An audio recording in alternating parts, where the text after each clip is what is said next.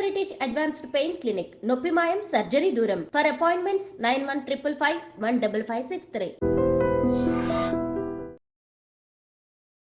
ఓ మహిళ తల్లి కావడానికి పెద్ద పోరాటమే చేస్తోంది.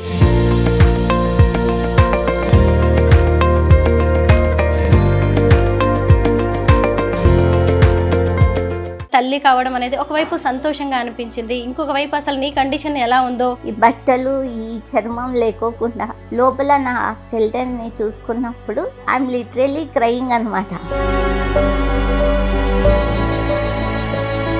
ఎంత కట్న కానుకలు ఇచ్చినా గానీ, ఎంతో అందంగా ఉన్న ఉద్యోగం చేస్తున్న అమ్మాయిలకు కూడా ఈ రోజుల్లో అబ్బాయిలు దొరకట్లేదు. నీకు పెళ్ళి అవసరమా? ఎందుకు నీకు పెళ్ళి అని మేము మనుషులు కదా, మానవత్వం మాకు అప్లై కదా. ఎక్కడున్నా నీ బ్రెయిన్ ఖాళీగా ఉండదు. ఇలాగ ప్రెగ్నెంట్ గా ఉండి ఇంకొక మూమెంట్ స్టార్ట్ చేసింది. పెయిన్ వచ్చినప్పుడే కదా తెలుస్తుంది. ఇప్పుడు నేను పెయిన్ అనుభవిస్తున్నాను. అందరికీ నమస్కారం, నేను Swaroopa Potlapalli. Welcome to I dream. అమ్మ కావడం అనేది ఏ అమ్మాయికైనా దేవుడిచ్చే వరం. తల్లి కావాలని ప్రతి మహిళ ఎన్నో కలలు కంటూ ఉంటుంది. పుట్టుకతోనే పోలియో సోకి చక్రాల కుర్చీకే పరిమితమై తన పని ఏది చేసుకోవాలన్నా ఇతరుల మీద ఆధారపడే ఓ మహిళ తల్లి కావడానికి పెద్ద పోరాటమే చేస్తోంది. మరికొద్ది నెలల్లో పండంటి బిడ్డను ఎత్తుకోబోతున్న ఆ ధీర వనిత మరెవరో కాదు, కొప్పుల వసుంధర చౌదరి. అసలు ఆమె ఎందుకు ప్రెగ్నెంట్ కావాలి అనుకున్నారు? దివ్యాంగులు ఎదుర్కొనే సమస్యలేంటి? డాక్టర్లు ఏమంటున్నారు? ఇలాంటి ఎన్నో విషయాలను ఇప్పుడు వసుంధరతో మాట్లాడి తెలుసుకుందాం.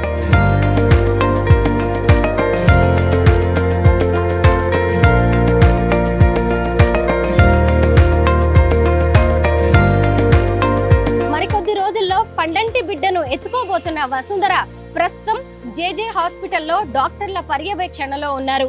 ఇంతకీ అసలు తాను తల్లిని కావాలనే ఆశకు ప్రాణం పోసింది మరెవరో కాదు, సీనియర్ డాక్టర్ జయంతి రెడ్డి గారు. ఇంతకీ జయంతి రెడ్డి గారు మరెవరో కాదు, మహానటి ఎవడే సుబ్రహ్మణ్యం, కల్కి వంటి బంపర్ హిట్ సినిమాలు తీసిన నాగ అశ్విన్ గారి తల్లి గారే ఈ జయంతి రెడ్డి గారు. పదండి, వసుంధరకి సంబంధించిన అనేక విషయాలు ఇంకా తెలుసుకుందాం. నమస్తే నరేందర్ గారు, వసుంధర గారి husband. Hi Vasundhara. Hi, congratulations. బాగున్నాను. హెల్త్ ఎలా ఉందమ్మా? యా ఫైన్ అక్క, బాగుంది. ఏం సంగతులు? అసలు నువ్వు ప్రెగ్నెంట్ అనగానే చాలా సంతోషంగా అనిపించింది. ఎప్పుడు పోరాటాలు చేయడం అనేది నీకు పుట్టినప్పటి నుంచి అలవాటే, చూస్తూనే ఉన్నాం మేము. అసలు తల్లి కావడం అనేది ఒకవైపు సంతోషంగా అనిపించింది, ఇంకొక వైపు అసలు నీ కండిషన్ ఎలా ఉందో ముందుగా నిన్ను కలవాలి అనిపించింది. వసుంధర, నీ బాల్యం నుంచి మనం మాట్లాడుకుందాం. చిన్నప్పటి నుంచి ఏం జరిగిందో నువ్వు మాకు బ్రీఫ్గా చెప్తే తెలుసుకోవాలనుకుంటున్నాం. నాకు చిన్నప్పుడు పోలియో వ్యాక్సిన్ ప్రాపర్గా వేయించకపోవడం వల్ల, అంటే ప్రైవేట్ హాస్పిటల్లో వేసినప్పటికీ అది ఓపెన్ చేసిన 24 అవర్స్లో యూజ్ చేయాలి. అలా యూజ్ చేయకపోతే పోలియో 12 ఇయర్స్ లోపల ఎప్పుడైనా అటాక్ అయ్యే ప్రమాదం ఉంటుంది. నా కేసులో అలా జరుగుంటుందని డాక్టర్లు చెప్పారు. అప్పుడు 80sలో పోలియో స్టార్ట్ అయింది. అప్పుడే 37, ఇప్పుడు 37 ఇయర్స్ బ్యాక్ నాకు అటాక్ అయినప్పుడు పోలియోని గుర్తించడానికి కూడా 3 months పట్టింది. అప్పటికి 80% ఆఫ్ ద బాడీ నాకు అటాక్ అయిపోయింది. అమ్మ అన్ఎడ్యుకేటెడ్, వాళ్ళకి అంత అవేర్నెస్ లేదు. ట్రీట్మెంట్స్కి వాటికి తీసుకెళ్ళి అది పోలియో అని ఒక డాక్టర్ చెప్పాడు, లైఫ్ లాంగ్ తనని ఇలా చూసుకోవాల్సిందే తప్ప దీనికి ఎటువంటి ట్రీట్మెంట్ లేదు, ప్రాపర్ కేర్ తీసుకోండి, ఫుడ్ ఇవ్వండి అండ్ మెడికల్గా ట్రీట్మెంట్ మంచి చేయించండి. అంటే నాకు బోన్స్ మీద ఎక్కువ పోలియో ఎఫెక్ట్ అవుతుంది. అప్పుడు నాకు చిన్నప్పుడు అంటే 2 years ఆ బేబీ, ఈవెన్ నడక కూడా రాని టైంలో ఈ పోలియో వచ్చింది. సో తర్వాత ఏమైంది అంటే అది స్కోలియోసిస్గా ఫామ్ అయింది నా బ్యాక్ బోన్ అనేది. సో నా బ్యాక్ బోన్ స్కోలియోసిస్గా ఫామ్ అయినప్పుడు దాన్ని ఇలా ఫామ్ అవుతుంది, దీనివల్ల ప్రాబ్లం అవుతుంది అనేది కూడా తెలీదు కదా ఇంట్లో వాళ్ళకి.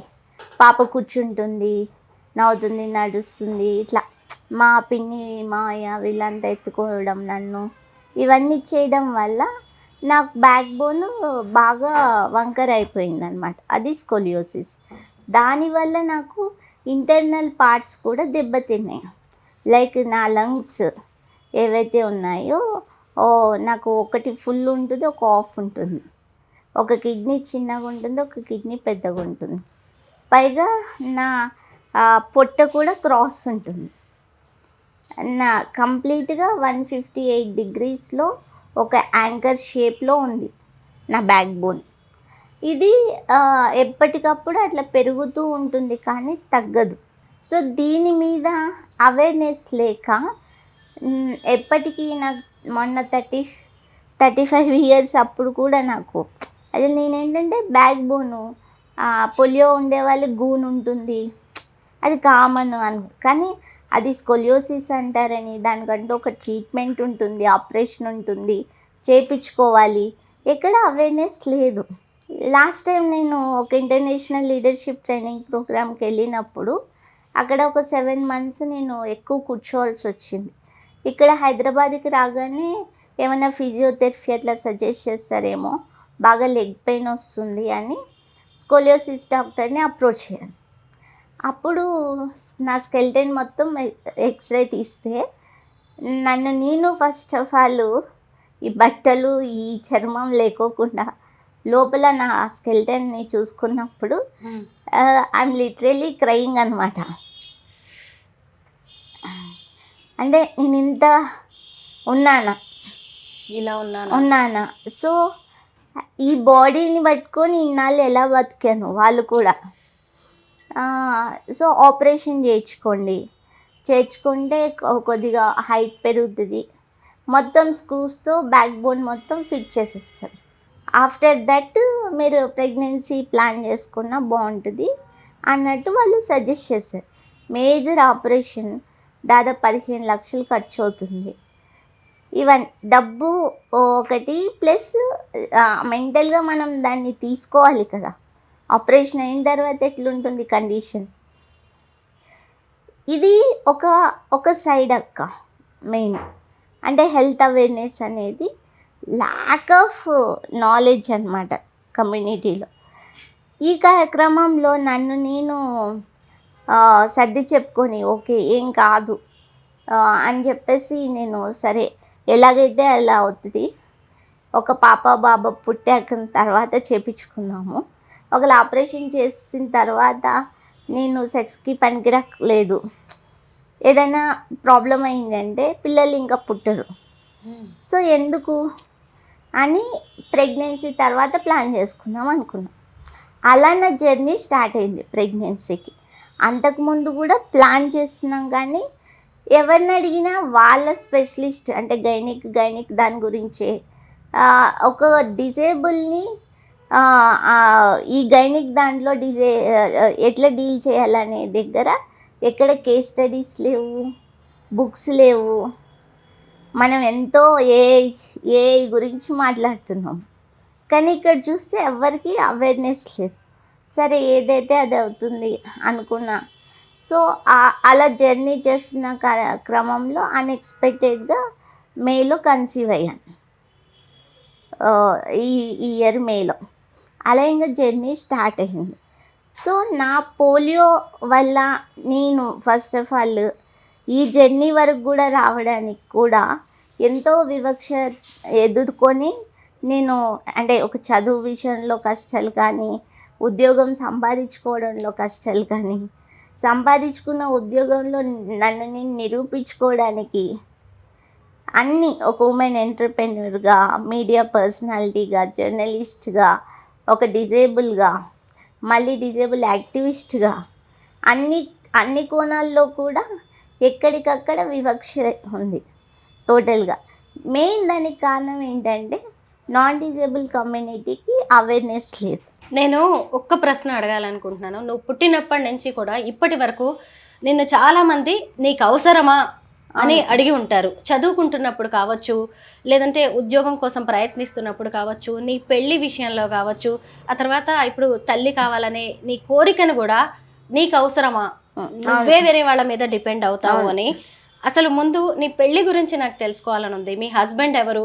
ఆయన నీకు ఎలా సపోర్ట్ చేశారు? ఫస్ట్ క్వశ్చన్ ఏదైనా కానీ అవసరమా అనేది స్టార్ట్ అవుతుంది. ఫస్ట్ ఎడ్యుకేషన్లో నేను గవర్నమెంట్ జాబ్ అనేది ఫిక్స్ అవుతుంది. కమ్యూనిటీ అంటే డిజేబుల్ వాళ్ళకి ఈజీగా గవర్నమెంట్ జాబ్ వస్తుంది అనేది ఒక మిత్. వాళ్ళు కూడా నార్మల్ వాళ్ళతో పోటీ పడాలి, పరీక్షలు రాయాల్సిందే, కానీ డిజేబుల్ అయినంత మాత్రాన రాదు. కానీ నేనేమనుకుంటున్నా, ఫస్ట్ నేను డిజేబుల్, నేను ఎక్కడ కదలలేను నా శారీరక రీత్యా. నేను చేసే ప్రొఫెషన్ అయినా నాకు ఒక కదలికనివ్వాలి, 4 గోడల నుంచి బయటికి తీసుకొని రాగలిగేటట్టు ఉండాలి అని నేను జర్నలిజం చేద్దాం అనుకున్నప్పుడు సేమ్ ఇలానే నార్మల్ వాళ్ళే ఏం చేసుకోలేకపోతున్నారు, ఎంతో కష్టపడుతున్నారు, నువ్వు వెళ్ళి ఏం చేస్తావు, ఏదైనా నువ్వు వెళ్ళి ఏం పిక్తావు అన్నట్టే చుట్టుపక్కల వాళ్ళు. అవసరమా ఏదైనా గవర్నమెంట్ జాబ్ చేసుకోకుండా ఇంత రిస్క్? నేను ఛాలెంజింగ్గా తీసుకునేదాన్ని. నాకు ఎవరైనా అలా క్వశ్చన్ చేస్తే ఇంకా ఎక్కువ పట్టుదల వచ్చేది. లేదు, నేను వెళ్తా, నేను యాంకర్ అవ్వాలనుకుంటున్నా ఆన్ స్క్రీన్. పీజీ కంప్లీట్ చేసి ఇక్కడ వచ్చిన తర్వాత ఇప్పటిదాకా యాంకర్ అవ్వలేకపోయినా కానీ ఆఫ్ ద స్క్రీన్ అన్ని వర్క్స్ చేశాను. ప్రోగ్రామింగ్ హెడ్ లెవెల్ వరకు వర్క్ చేశాను. నెక్స్ట్ ఫేజ్, ఇప్పుడు చదువుకున్నా, జాబ్ చేస్తున్నా, ఎర్నింగ్ ఉంది. ఇవి నాకంటూ లైఫ్లో ఒక లైఫ్ పార్ట్నర్ కావాలి. లైఫ్ లాంగ్ ఒంటరిగా ఎవరు ఉండలేరు కదా, అదొక డ్రీమ్. దానికి డిజేబిలిటీ ఎంత అడ్డం అవుతుంది అనేది నేను వచ్చిన తర్వాత ఆ ప్రయత్నాల్లో ఉన్నప్పుడు నేను అది ఫేస్ చేశాను అనమాట. అంటే ఒక డిజేబుల్ అనేది పెళ్ళికి పనికిరారు, సెక్స్కి పనికిరారు. ఫస్ట్ ఆఫ్ ఆల్ వాళ్ళకి పిల్లలు పుట్టరు. సో అసలు వాళ్ళు మనుషులే కారు, వాళ్ళు మాంసపు ముద్దలు. లేదా అవతల లైఫ్ పార్ట్నర్ ఎవరైనా ముందుకు వచ్చారు చేసుకోవడానికంటే వాళ్ళకి ఏదో ప్రాబ్లం ఉండి దాన్ని దాచిపెట్టుకొని యువతల వాళ్ళని ఉద్ధరిస్తారు అనే క్రమంలో వస్తున్నారేమో. డబ్బు కోసము రకరకాల మిస్కన్సెప్షన్స్. సో ఇప్పుడు ఒక అమ్మాయిని నువ్వు సెక్స్కి పనికొస్తావా అని అడిగితే ఎట్లా సమాధానం చెప్తుంది, ఎట్లా నిరూపించుకుంటుంది? ఆ పదం వాడడానికే మన కల్చర్ ఒప్పుకోదు కదా. మరి ఎట్లా వాళ్ళు డీల్ చేస్తారు? ఎంత సెన్సిబుల్ టాపిక్ ఇది. అంటే మానసికంగా కృంగదీస్తాయి ఇట్లాంటి విషయాలన్నీ. దానికి ఎంతో ధైర్యం కావాలి, ఎదుర్కోవాలి, మాట్లాడాలి, వివరంగా చెప్పాలి. అంటే నేను కూడా ఫస్ట్ చాలా లోగా ఫీల్ అయిపోయాను. రాత్రులు ఏడ్చేసి, పైగా కుటుంబ వాతావరణం ఎలా ఉంటుందంటే అన్నిట్లోనూ సపోర్ట్ చేస్తారు కానీ పెళ్లి విషయం ఆలోచించరు. ఒక పార్ట్నర్ని వెతకాలి, తనకి తోడు ఉండాలి, ఇట్లాంటివి ఉండదన్నమాట. చదువుకోవాలి, బాగా జాబ్ చేయాలి, అది మా కూతురు ఇలా ఉండాలి, కొడుకు ఇలా ఉండాలి అనుకుంటారు. లైఫ్ పార్ట్నర్ విషయానికి వస్తే మాత్రం నార్మల్ వాళ్ళకి ట్రీట్ చేసినట్టు ఉండదు. ఇంట్లో అక్క చెల్లెళ్ళు ఉంటారు, తమ్ముళ్ళు ఉంటారు, వాళ్ళందరూ పెళ్ళిళ్ళు చేసుకొని హ్యాపీగా ఉంటారు. యువతలు మాత్రం అంటే ఒక హ్యూమన్ బీయింగ్ బేసిక్ రైట్ని కాల రాయడానికి ఎవరిచ్చారు మీకు హక్కు? ఫస్ట్ ప్రయత్నం చేస్తేనే కదా తెలిసేది. సో అక్కడి నుంచి స్టార్ట్ అవుతుంది. తర్వాత అవతల ఎవరైతే అప్రోచ్ అవుతారు, లవ్ మ్యారేజెస్లో కానీ అరేంజ్డ్ మ్యారేజెస్లో కానీ అన్నిట్లో. సో ఫస్ట్ ఎక్కడ క్వశ్చన్స్ వేసేది ఏంటి? సెక్స్ అండ్ పిల్లలు. సో మెడికల్గా ట్రీట్మెంట్ టెస్టులు చేసి పనికొస్తారని సర్టిఫికేట్ ఇస్తే కాపురాలు అవుతాయా, పెళ్ళిళ్ళు అవుతాయా? అవును. ఎవరైనా అట్లే చేస్తున్నారా? అసలు ఎంత కట్న కానుకలు ఇచ్చినా కానీ, ఎంతో అందంగా ఉన్న ఉద్యోగం చేస్తున్న అమ్మాయిలకు కూడా ఈ రోజుల్లో అబ్బాయిలు దొరకట్లేదు. కానీ నిన్ను ఇష్టపడ్డ వ్యక్తి గురించే మేము ఎక్కువ ఇంట్రెస్టింగ్గా ఉన్నాం అనమాట. సో ఇప్పుడు నా జర్నీలో నా యొక్క ఆలోచన విధానం, నేను ఇట్లా యాక్టివ్గా ఉండడం, నా రైటింగ్స్, సో ఒకరి భావజాలాలు నచ్చి ఒకరు నాకు ప్రపోజ్ చేశారు, నేను పెళ్లి చేసుకుంటాను అని చెప్పేసి. సో తను నరేందర్, నా పార్ట్నర్. నేను అయినా కూడా ఫస్ట్‌లో నేను ఇదంతా జరుగుతుందనే నమ్మకం నాకు లేదు. ఒక ఆశ మాత్రమే ఉండేది. సో, తర్వాత నేను మా ఇంట్లో చెప్పాను. సో, ఫస్ట్ క్వెషన్ అదే. "నీకు పెళ్లి అవసరమా? ఎందుకు నీకు పెళ్ళి? మేము బాగా చదివిచ్చాం, బాగా చూసుకుంటున్నాం. ఆస్తి నీ పేరు మీదే ఉంది. మీ తమ్ముడున్నాడు. బాగా చూసుకుంటాడు. వాడి పెళ్ళైతది, పిల్లలుంటారు. ఆ! ఇవన్నీ ఉన్నాయి కదా! ఇప్పుడు ఇదెందుకు?" అన్నట్టు. అసలు నేను ఒక తల్లి ఒక కూతుర్ని ఇలా అంటే ఏం సమాధానం చెప్తాం? ఇక్కడ ప్రాస్పెక్టివ్ ఆమె ఉద్దేశం ఏంటి? ఆమె ఏ ప్రాస్పెక్టివ్‌లో మాట్లాడుతుంది అనేదే కాదు. ఒక డిజేబుల్ ప్రాస్పెక్టివ్‌లో నేను మాట్లాడేది. ఎంత కాదనుకున్నా వైకల్యం నాకు. నా శరీరానికి, నా మానసిక స్థితి, నా పరిస్థితులు అక్కడ ఆలోచించాల్సింది. నేను నీ కూతురుగానా లేకపోతే నీ తల్లిగానా? తర్వాత నేను ఎప్పుడు అబ్జర్వ్ చేసింది ఇదే అన్నమాట. తల్లైనా, తమ్ముడైనా, నాన్నైనా ఎవరైనా అలాంటి విషయాల్లో డిజేబుల్ ప్రాస్పెక్టివ్‌లో ఆలోచించట్లేదు. నార్మల్ ప్రాస్పెక్టివ్‌లో ఆలోచిస్తున్నారు. 24 అవర్స్ ఇంట్లో కూర్చొని ఉండే ఆమె లేదా ఇంకో వ్యాపకం లేని ఆమె నార్మల్ పర్సన్ లాగా బయటికి వెళ్ళి ఫ్రెండ్స్తో తిరిగి ఎంజాయ్ చేయడానికి ఏమీ ఉండవు కదా. మరి ఒక ఏజ్ వచ్చిన తర్వాత అందరూ తిన్నట్టే తిండి తింటాం, అందరూ ఉన్నట్టే ఉంటాం. రక్త మాంసాలు హార్మోన్లు అందరికి పనిచేసినట్టే పనిచేస్తాయి.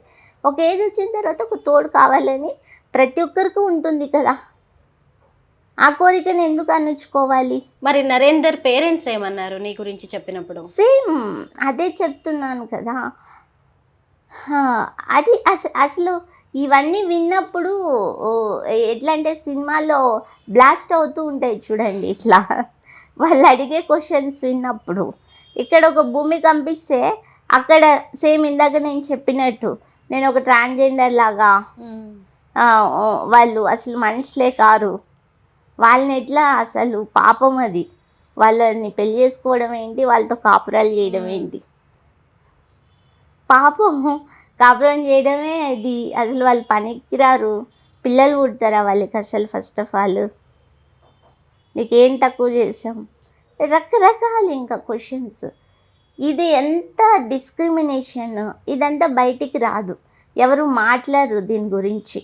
సరే ఇవన్నీ ఫేజులు దాటేసి వచ్చాం, అయిపోయింది, పెళ్ళి చేసుకున్నాం, పోరాటమే చేసాము, అన్నీ చేసాము, పెళ్ళిళ్ళు చేసుకున్నాం. ఇప్పుడు మళ్ళీ సేమ్ వాళ్ళు ఏదైతే అడిగారో పిల్లలు కావాలని ఒక కోరిక ఉంటుంది. ఎక్కడ ప్రాపర్ మెడికల్ కేర్ లేదు. నరేందర్కి ఇష్టమేనా పిల్లల్ని? నరేందర్కి భయం తెలిసి కూడా నరేందర్కి భయం. నాకేమవుతుంది? ఎందుకు ఆ భయం వచ్చిందంటే ల్యాక్ ఆఫ్ అవేర్నెస్. ఎక్కడ లేరు కదా స్టడీస్.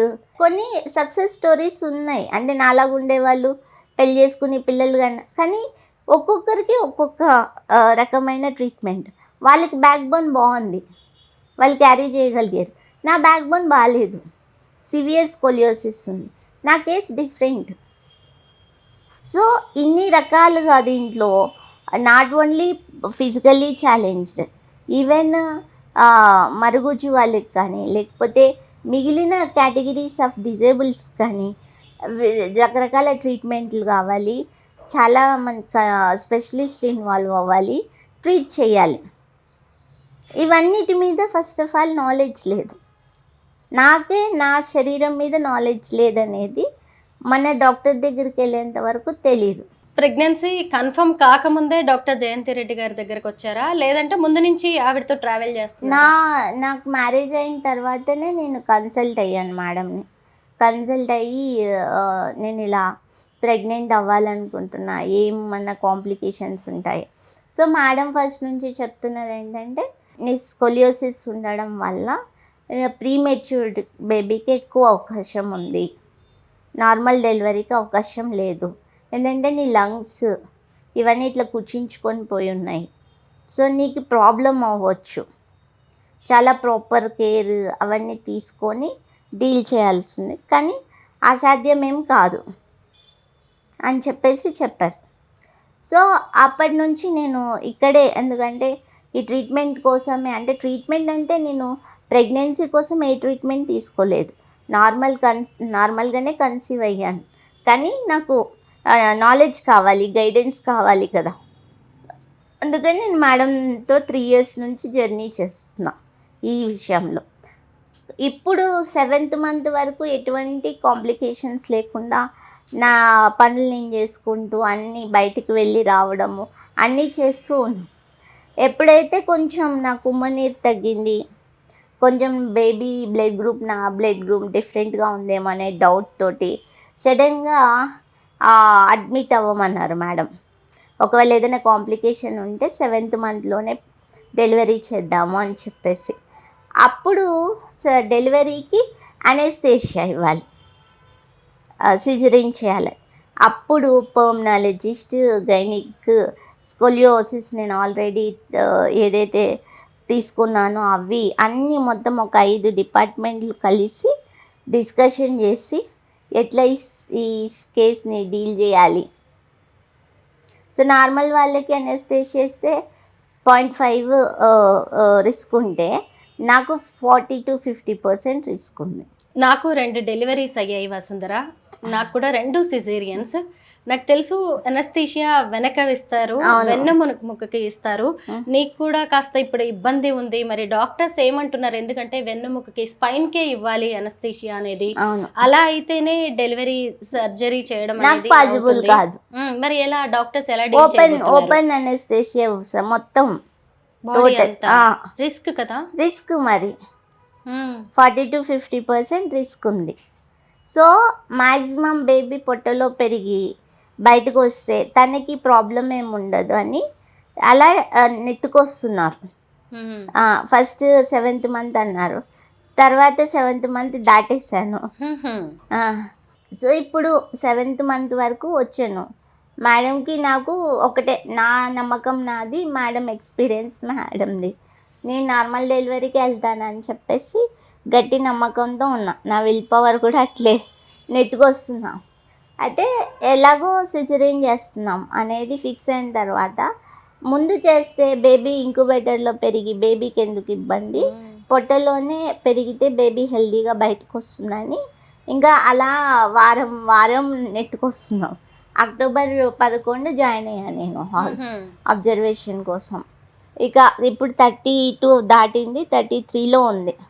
34 దాటితే ఇంకా డెసిషన్ తీసుకుంటారు ఎప్పుడు చేయాలి ఏంటి. మామూలుగా 9th మంత్ దాటి ఒక 10 డేస్లో అట్లా నార్మల్ డెలివరీకి వెళ్ళిపోతారు. అవును, బై గాడ్ గ్రేస్ చూడాలి. అది కూడా నేను ఇంకా ఫుల్ ఫ్లెడ్జ్డ్గా సిజరీన్ దానికి అనేది లేదు, కానీ వాళ్ళైతే చెప్పేశారు సిజరీన్ అని. వెళ్తేనేమో 40-50% రిస్క్ ఉంది. నేను ఆ టైంలో ఊపిరి కనుక తీసుకోకపోతే నాకు ప్రాబ్లం అవుతుంది, వెంటిలేటర్ మీద ఉండాల్సి వస్తుంది 10-12 డేస్. బేబీకి అయితే ఏం ప్రాబ్లం లేదు. ఇంత రిస్క్ నేను బేర్ చేసి నేను మదర్ని అవ్వాలి అనుకునే దాంట్లో నా క్వశ్చన్స్ ఏంటంటే, నన్ను ఇక్కడికి దాకా ఎవరు తీసుకొచ్చారు? 37 ఇయర్స్. ఒక నార్మల్ అమ్మాయికి 25 లోపల మ్యారేజ్ అయిపోతే ఆ టైంలో కన్సీవ్ అయ్యి బేబీ వస్తుంది. నేను పెళ్లి చేసుకోవడానికి పోరాటం చేశాను ఒక 7 ఏళ్ళు. ఆ తర్వాత పెళ్ళైన తర్వాత కూడా మళ్ళీ సెక్యూరిటీస్ అన్నీ చూసుకోవాలి. అటు సపోర్ట్ లేదు, ఇటు సపోర్ట్ లేదు. ఒక 10 ఏళ్ళ నా కాలాన్ని కిల్ చేసింది ఎవరు? ఎవరిని బ్లేమ్ చేయాలి నేను? మా ఫ్యామిలీ మెంబర్స్నా? ఫ్యామిలీ కూడా సొసైటీలో ఒక పార్ట్ కాబట్టి సొసైటీనా? నేను 37లో అవ్వాల్సిన అవసరం ఏమొచ్చింది? ముందే అయ్యేదాన్ని కదా. సో ఇంత రిస్క్. ఇప్పుడు నిజంగానే నేను ఇఫ్ ఇన్ కేస్ నాకు చనిపోతే ఎవరు దీనికి ఆన్సర్ చేస్తారు? ఇది డిజేబుల్ ప్రాస్పెక్టివ్లో ఒక తల్లి కానీ లేకపోతే అవతల కుటుంబ సభ్యులు కానీ మానవత్వం మాట్లాడతారు, ఎడ్యుకేటెడ్ పీపుల్ సమస్యల గురించి చేస్తారు. అంటే మేము మనుషులు కదా. మానవత్వం మాకు అప్లై కదా. నీకు నాలెడ్జ్ లేకపోతే ఫస్ట్ నువ్వు నాలెడ్జ్ గెయిన్ చేసుకో, తర్వాత మాట్లాడు. నాలెడ్జ్ లేకుండా మిస్కన్సెప్షన్స్ తోటి, మిస్అండర్స్టాండింగ్స్ తోటి ఉండి కొన్ని కోట్ల మంది జీవితాల్ని ప్రశ్నలా మిగిల్చే హక్కు మీకు ఎవరిచ్చారు అనేది నా క్వశ్చన్. నువ్వు ఇప్పుడు ఒక మాట అన్నావు వసుంధర, నాకు ఏదైనా అయ్యి నేను లేకపోతే అనే మాట అన్నావు కదా, మరి అప్పుడు నీ బిడ్డ పరిస్థితి ఏంటి అని నువ్వు ప్రెగ్నెంట్ అయిన తర్వాత ఆలోచించుకుని ఉంటావు కదా, ఏమనుకుంటున్నావు నువ్వు దాని గురించి? ఇప్పుడు దాని గురించి నేను ఏమంటున్నానంటే, first of all if in case ఏదైనా అయితే కనుక నా husband he will take care of baby. కానీ ఇదొక కేస్ స్టడీ అవుతుంది జనాలకి. I want to make a documentary on this. నా బాడీ ఏంటి, నా కండిషన్ ఏంటి, ఎట్లా నేను డెలివరీకి వెళ్ళాను, ప్రాసెస్ ఏంటి, వెళ్ళిన తర్వాత ఏం జరిగింది, కనీసం నా కమ్యూనిటీకి ఒక నాలెడ్జ్ ఉంటుంది. ఇప్పుడు నాలెడ్జే లేదు. వాళ్ళు మాట్లాడడానికి కూడా ఒక భయంతో కూడా, ఇలాంటి అమ్మాయి పెళ్ళి కావాలంట, ఈమెకి సెక్స్ కావాలంట, మాట్లాడదాం అనుకున్నా వాళ్ళు గుచ్చి చంపేస్తారు వాళ్ళని మాట్లాడినా కూడా. ఏదో అదొక గోప్యమైన విషయం, సీక్రెట్గా. దానివల్ల వాళ్ళు వివక్షే కాదు, మోసాలకు గురవుతున్నారు, రకరకాల ప్రాబ్లమ్స్ గురవుతున్నారు.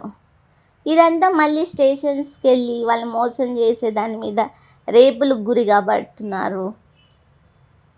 అంటే ఒకరు నమ్మి వాళ్ళు ఏదైనా పార్ట్నర్షిప్ కోసం వెళ్ళినప్పుడు.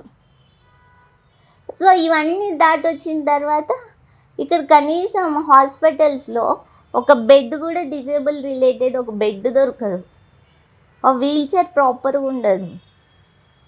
ఎందుకు ఇంత ఈ అడ్వకేసీ పాలసీ ఇన్ని మాట్లాడతాం కదా, మన ఇండియా టెక్నాలజీలో ఎంతో ముందుకెళ్ళింది, మరి ఈ కమ్యూనిటీ గురించి ఎందుకు ఎవరు మాట్లాడట్లేదు?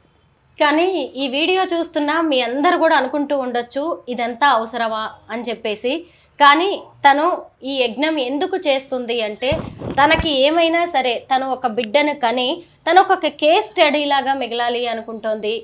తన బిడ్డని చూసుకోవడానికి తన భర్త ఉన్నాడు, తన తల్లి ఉంది, తన కుటుంబం ఉంది అనే ఒక భరోసాతో ఉంది. ఎందుకంటే ఎంతోమంది దివ్యాంగులు తల్లి కావాలనే కలని వాళ్ళు నెరవేర్చుకోలేకపోతున్నారు. వాళ్ళని పెళ్లి చేసుకోవడానికి కూడా సొసైటీ ముందుకి రావట్లేదు. మగవాళ్ళు కూడా ఇప్పుడు వీళ్ళు ధైర్యంగా ఒక స్టెప్ వేయడం వల్ల వాళ్ళు తండ్రి అవుతారు, ఇంకొంతమందికి మంచి జీవితాన్ని ఇవ్వచ్చు అనేది తన ఆలోచన. నిజంగా చాలా బాగుంది వసుంధర, చాలా డేరింగ్ స్టెప్ ఇది. సో ఇందులో ఒక ఇద్దరు వ్యక్తులు పర్సనల్గా పెళ్ళైనా కానీ కాపురం అయినా కానీ ఏదైనా కానీ ఒక ఇద్దరి వ్యక్తులకు చాలా ప్రైవసీ రిలేటెడ్ విషయం, వ్యక్తిగత విషయం. వాళ్ళిద్దరు శారీరకంగా ఎట్లా మూవ్ అవుతారు, ఎట్లా డీల్ చేస్తారు, పిల్లల్ని ఎలాగంటారు అనేది వాళ్ళిద్దరి ఇష్టం. మానసికంగా వాళ్ళిద్దరికి ప్రేమ ఇష్టం అంతున్నప్పుడు దే విల్ డూ, వాళ్ళ అది చూసుకుంటారు. కానీ ఇక్కడ ఈ విషయంలో అందరూ ఇన్వాల్వ్ అయిపోయి తల్లిదండ్రులు, బంధువులు డెసిషన్స్ అన్నీ తీసేసుకొని, అంటే దీన్ని ఒక పెద్ద సమస్యగా క్రియేట్ చేస్తున్నారు. సో ఇవన్నీ సొసైటికల్ మిస్కన్సెప్షన్స్ ఉన్నాయి, కల్చరల్ మిస్కన్సెప్షన్స్ ఉన్నాయి, అండ్ ల్యాక్ ఆఫ్ అవేర్నెస్ ఉంది. గవర్నమెంట్ నుంచి అడ్వకేసీ పాలసీస్లో చాలా వరకు చేంజెస్ రావాలి. అందుకని నేను ఇక్కడ వచ్చిన తర్వాత I decided to run one campaign, curves of strength.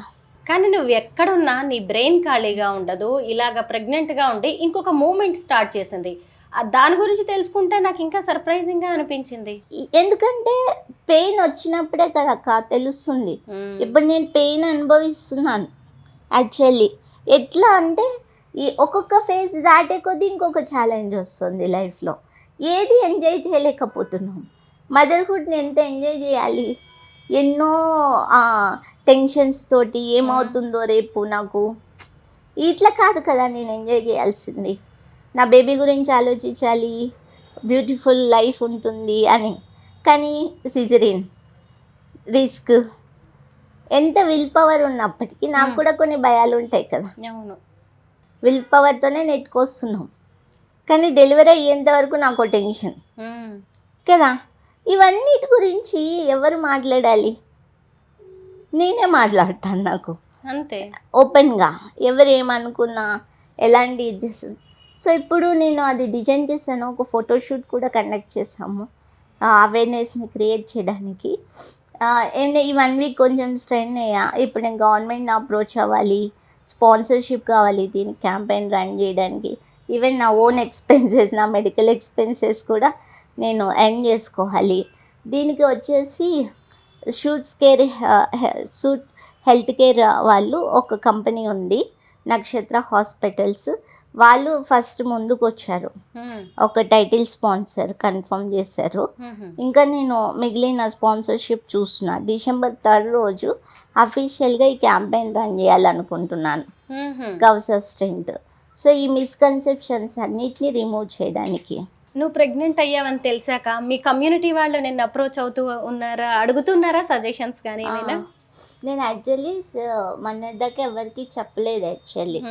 ఎందుకంటే మళ్ళీ అంటే ఉంటుంది కదా ఒక అవును బయటికి వెళ్తే మరి అది డిస్టర్బ్ అవుతుందేమో, అసలు ఇంట్లో వాళ్ళు కూడా భయపడుతున్నారు అని నేను ఎవరికి షేర్ చేయలేదు. దాని తర్వాత ఇక్కడ జాయిన్ అయిన తర్వాత ఇంకా నాకు కూడా అనిపించింది ఇది మాట్లాడాల్సిన విషయము. ఇప్పుడే మాట్లాడకపోతే వేరే వాళ్ళకు కూడా ఈ అవేర్నెస్ అందదు అని ఇమ్మీడియట్గా స్టెప్ తీసుకున్నా ఈ క్యాంపెయిన్ చేయడానికి. సో ఇప్పుడు సిచ్యువేషన్ ఇప్పుడు 8th మంత్లో ఉన్నా.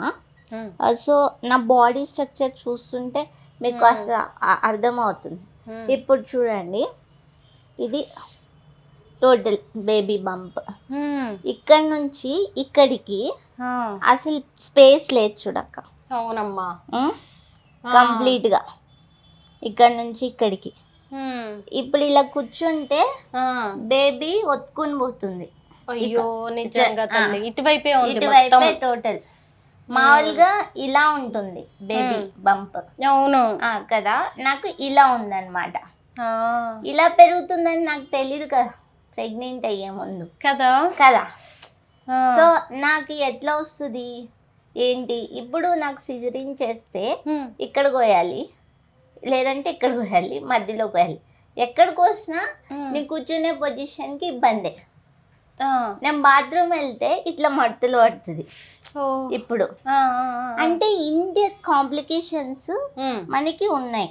ఇప్పుడు దీనికి అవేర్నెస్ కావాలి కదా. మనకి అదర్ కంట్రీస్లో చూస్తే ప్రతిదాన్ని వాళ్ళు షోకేస్ చేసి చూపిస్తారు మన కంటికి అర్థం అవడానికి. ఇదేదో స్కిన్ షోనో బాడీ షోనో కాదు, అవేర్నెస్ కావాలి. ఇప్పుడు నాకు ఇలా ఉంది, నాలాగే ఇంకొకరు ఉండొచ్చు కదా, అవును, వాళ్ళకి అర్థమవుతుంది కదా, ఓహో నేను ప్రెగ్నెంట్ అయితే నాకు ఇలా ఉంటుంది. మినిమం నాలెడ్జ్ అట్లీస్ట్ వాళ్ళు ఎట్లా ఉండాలి.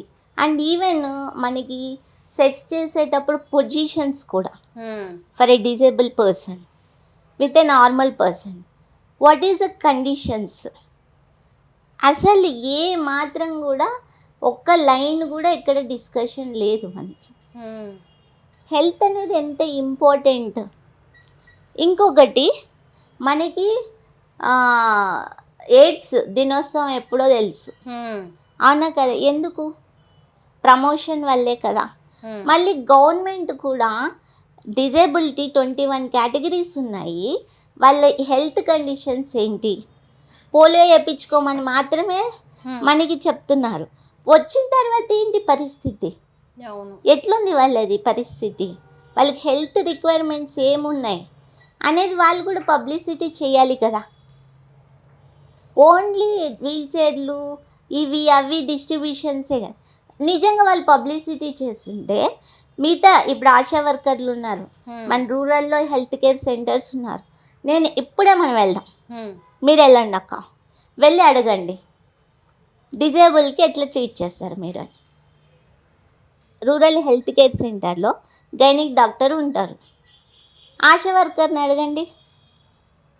ఈ డిస్క్రిమినేషనా లేకపోతే వీళ్ళకి ఇక్కడ నీడ్ ఉంది ఇక్కడ వర్క్ చేయాలని తెలియకపోవడమా? నా క్వశ్చన్స్ అన్నీ ఇవే. ఎక్కడికి స్టెప్ పెట్టినా, ఎక్కడ కాలు పెట్టినా, ఏదైనా అవసరం ఉంది ఇది కావాలి అనుకున్నా అసలు అవసరానికి తగ్గ సర్వీసెసే లేవు. అదే ప్రాబ్లం నేను మాట్లాడేది. దాని మీద ఎవరైనా మాట్లాడాలి, చర్యలు తీసుకోవాలి. ఇవి మిగతావన్నీ పెన్షన్లు ఇవి కాదు. లైఫ్ ఇంకా చాలా నీడ్స్ ఉన్నాయి మాకు. ఆ 4,000 6,000 పెన్షన్లు కాదు మా జీవితం. ఇప్పుడు WHO వరల్డ్ హెల్త్ ఆర్గనైజేషన్ 16 కోట్ల మంది డిజేబుల్ ఉన్నారని చెప్తుంది. దీన్ని ఎవరు లెక్కలోకి తీసుకోవట్లేదు. ఇండియాలో 16 కోట్ల మంది ఉన్నారని. ఓన్లీ 2011 జనాభా లెక్కల ప్రకారము 2,68,00,000 లెక్కలే చూస్తున్నారు ఇప్పటికీ. ఇప్పుడు మనం 24, 25లోకి వెళ్తున్నాం. అంటే ఎన్ని సంవత్సరాల గ్యాప్ ఉంది? ఇంకా డిజేబుల్లే పుట్టలేదు, లేకపోతే యాక్సిడెంట్ల వల్ల అవ్వట్లేదు. మనకున్న హెల్త్ ప్రాబ్లమ్స్ తోటి ఎంతమంది డిజేబుల్ అవుతున్నారు? Spinal cord injuries, what about spinal cord injuries? ఇవన్నీ ఎవరు డిస్కస్ చేయట్లేదు. నేను ఎప్పుడు ఏది చేసినా కూడా ఇలా గ్రౌండ్ లెవెల్లో ఉన్న ఈ ప్రాబ్లమ్స్ అన్నిటి మీద మాట్లాడాలి, వీటి మీద చర్యలు తీసుకోవాలనేది నేను కోరుకునేది. వసుంధర, ఇప్పుడు నువ్వు ప్రభుత్వం నుంచి నీ డిమాండ్స్ ఏంటి, ఏం కోరుకుంటున్నావు? ఇప్పుడు నేను 2018 నుంచి తెలంగాణ గవర్నమెంట్ తోటి వర్క్ చేస్తున్నాక వాళ్ళు సపోర్ట్ చేస్తున్నారు అంతో ఎంతో స్పాన్సర్షిప్ లెవెల్. కానీ నాకు అడ్వకేసీ విషయంలో కానీ పబ్లిసిటీ అవేర్నెస్ని క్రియేట్ చేయడంలో అంత ఎఫెక్టివ్ మెజర్మెంట్స్ తీసుకోవట్లేదు. నేను ఒక్కదాన్నే ప్రతిసారి మాట్లాడడం వల్ల నేను ప్రభుత్వానికి వ్యతిరేకం అవుతాను. ప్రభుత్వానికి నువ్వు టార్గెట్ అయ్యేది ఏమీ లేదు వసుంధర, ఎందుకంటే నువ్వు మాట్లాడుతున్నది నిజం. ఎందుకంటే ప్రభుత్వానికి కూడా ఇవన్నీ తెలియాలని లేదు కదా, మీలాంటి వాళ్ళు చెప్తేనే ప్రభుత్వం వరకు వెళ్ళేది. ఇక్కడ నీడ్ ఉందని మనం మాట్లాడినప్పుడే తెలుస్తుంది కదక్క. అందుకే నేను మాట్లాడుతున్నాను అనమాట. వాళ్ళు చేయట్లేదో చూడట్లేదో అనేది కాదు ఇక్కడ నా ఇంటెన్షన్. ఇక్కడ నీడ్ ఉంది, దీని మీద కూడా ఫోకస్ చేయండి. We need to spend some funds on these issues. ఇప్పుడు ఎలా మనం చేద్దాము అనుకోండి. ఇప్పుడు నేను చూపించాను, ఐ షోకేస్ మై బెల్లి. అట్లా ఎవరు చూపిస్తున్నారు? అవును, దిష్టి తగులుతుంది అంటారు తెలుసా, ముందు చున్నీ సరిగ్గా అన్ని వేసుకొని కనిపించనివ్వరు. ఇప్పుడు నా బ్యాక్ బోన్ వచ్చేసి ఇట్లా కర్వ్ ఉంది. I will give you my photos ఎట్లుంది అనేది, నా బాడీ అనేది.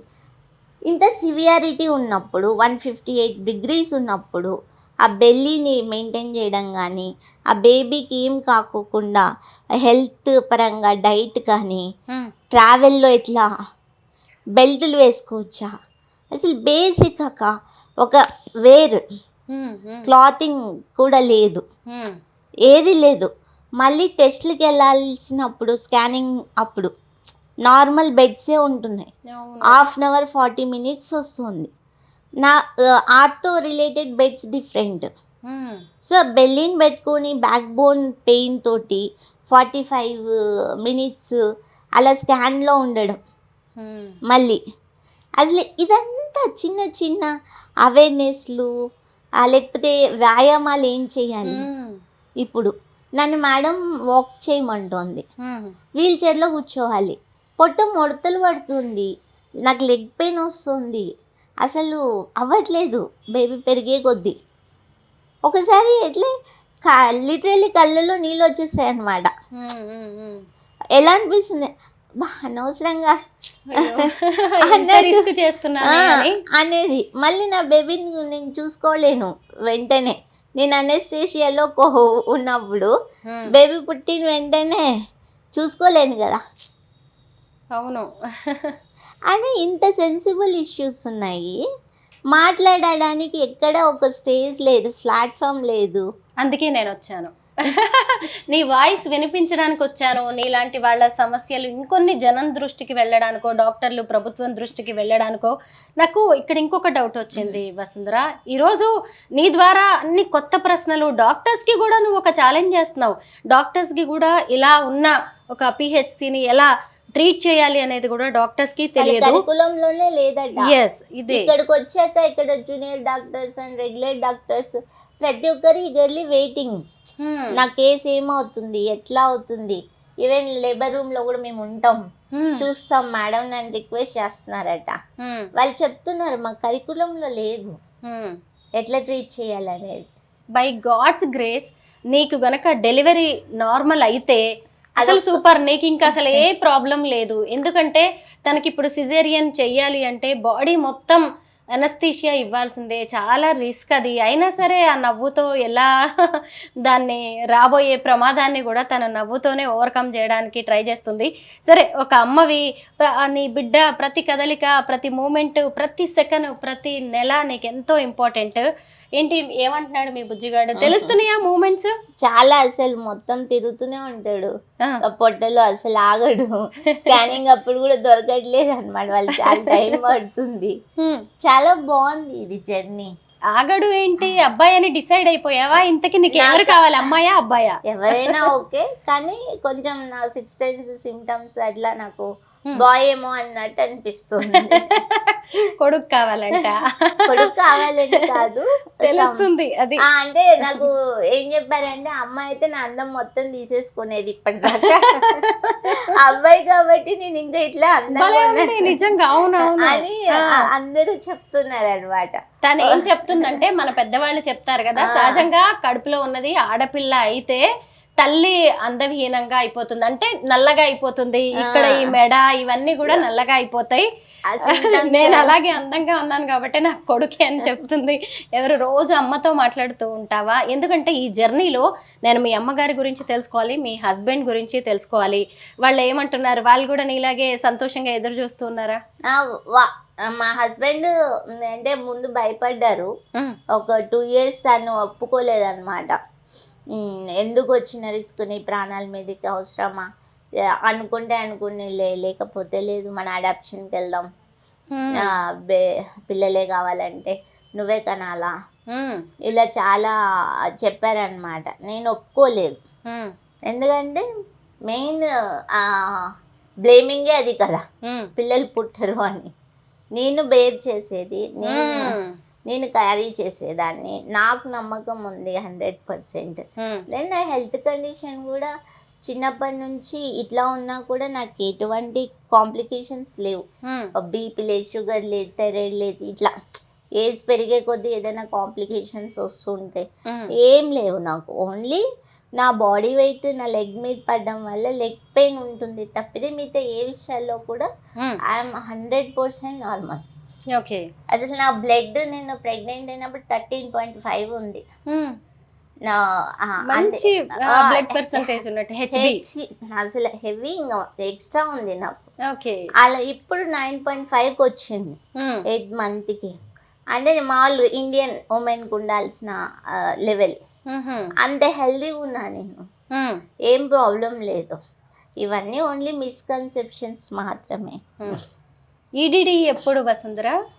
నాకు యాక్చువల్లీ డిసెంబర్ అన్నారు నార్మల్ డెలివరీకి అయితే, ఎండ్ ఆఫ్ ద డిసెంబర్ 30-31, మళ్ళీ జనవరికి వచ్చింది 1st or 2nd. ఒకవేళ సిజరిన్ వెళ్తే most probably November last week December 1st week వెళ్ళొచ్చు. ఈ భూమి మీద పడ్డప్పటి నుంచి నువ్వు పోరాటం చేస్తూనే ఉన్నావు వసుంధరా, కానీ నీ బేబీ నీ పొట్టలోంచి పోరాటం చేస్తుంది, అమ్మ నుంచి పోరాట తత్వాన్ని నేర్చుకుంటుంది. నీ నవ్వు ఇలాగే ఉండాలి, నీ ఖచ్చితంగా పండంటి బిడ్డ పుడతాడు, నువ్వు అనుకున్నట్టే ఏమో మగబిడ్డేమో. మంచిది, సంతోషం. నేను మళ్ళీ వస్తాను, నీ సక్సెస్ స్టోరీని ఇంకా వేల మందికి, లక్షల మందికి మనం చేరుద్దాము. చాలామందికి నువ్వు ఇప్పుడు కేస్ స్టడీయే కాదు, ఆదర్శం. నువ్వు అసలు ఒక ధైర్యానివి. నువ్వు నీ పట్టుదల ఇంకెంతో మందిని ముందుకు నడిపిస్తుంది. ఇంకెంతో మంది దివ్యాంగుల్ని, మంచిగా ఉన్న వాళ్ళు పెళ్లి చేసుకోవడానికి ముందుకు వస్తారు, ఇలా బిడ్డల్ని కనే అవకాశం ఉంటుంది అని నువ్వు ఎప్పటికీ చరిత్రలో మిగిలిపోతావు వసుంధరా. ఆల్ ద బెస్ట్ అమ్మా, గాడ్ బ్లెస్ యూ.